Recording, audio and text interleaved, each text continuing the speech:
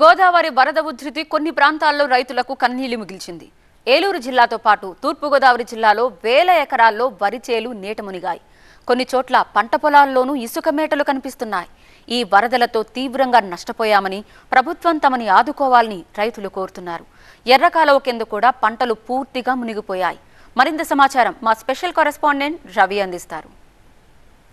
ఉమ్మడి పశ్చిమ గోదావరి జిల్లాకు ఎర్రకాలువ దుఃఖదాయినిగా మారింది. ప్రతి ఏటా వచ్చేటువంటి ఎగువను కురుస్తున్నటువంటి వర్షాలకు భారీగా వరద నీరు ప్రతి ఏటా రావటం, నందమూరి అక్విడక్ట్ వద్ద ఆ నీరు దిగువకు వెళ్లే మార్గం లేక పూర్తిగా కూడా అవి ఎగువకు తినడంతో పూర్తిగా కూడా నల్లజర్ల మండలం కావచ్చు, నిడదవోలు నియోజకవర్గంలోని నందమూరి అక్విడక్ట్ పరిసర ప్రాంతాలు, అదేవిధంగా తాడేపల్లిగూడు నియోజకవర్గంలోంచి చాలా ప్రాంతాల్లో కూడా వందలాది ఎకరాలు, వేలాది ఎకరాలు నీట మునిగిపోయినటువంటి పరిస్థితి కనిపిస్తోంది. ప్రతి ఏటా కూడా ఇదే సమస్యను ఎదుర్కొంటున్నారు. దాదాపుగా నందమూరి అక్విడక్ట్ అంటే నిడదవోలు మండలంలో తాళ్లపాలెంతో పాటు 2 గ్రామాలకు పూర్తిగా కూడా జలదిగ్బంధంలో చిక్కుపోయినాయి. ఆ గ్రామానికి సంబంధించి కూడా అధికారులు ఇప్పటికే పరిశీలించి దాదాపుగా 10 పునరావాస కేంద్రాలను కూడా ఆ ప్రాంతంలో ఏర్పాటు చేశారు. 80% పొలాలు ఈ విధంగా మునిగిపోయినటువంటి పరిస్థితి కనిపిస్తూ ఉంది.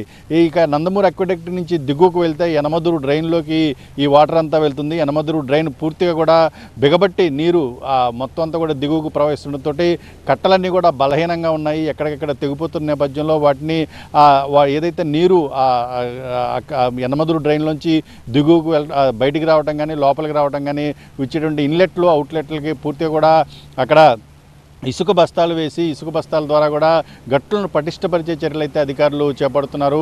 ఇంకా రాబోయే 2 రోజులు ప్రస్తుతం అయితే దాదాపుగా 10 లక్షల నుంచి 11 లక్షల వరకు అవుట్ఫ్లో ఎర్రకాలువ నుంచి నందమూరి అక్విడక్ట్ నుంచి దిగువ వెళ్తుంది. దాదాపు 38.5 అడుగుల మేరకు కూడా వరద నీరు ప్రస్తుతం నందమూరి అక్విడక్ట్ దగ్గర కనిపిస్తున్న పరిస్థితి కనిపిస్తోంది. ఈ యనమదురు డ్రైను యొక్క మొత్తం ప్రభావం అంతా కూడా భీమవరంలోని లోతట్టు ప్రాంతాల్లో పట్టడంతో భీమవరం ప్రాంతంలో లోతట్టు ప్రాంతాల్లోకి ఇళ్లలోకి నీరు చేరుకొని పూర్తి కూడా నీటిని బయటకు తోడే ప్రక్రియ అయితే కొనసాగిస్తున్నారు. అదే ఉండి ఆకువీడు నియోజకవర్గాల్లో కూడా చాలా లోతట్టు ప్రాంతాల్లో కూడా వరద నీరు చేరడంతో ఇదే రకమైన ఇబ్బందులు స్థానికులు కూడా ఎదుర్కొంటున్నారు. తాళపాలెంలో అయితే 180 ఇళ్ల వరకు కూడా నీట మునిగిన పరిస్థితి కనిపిస్తోంది.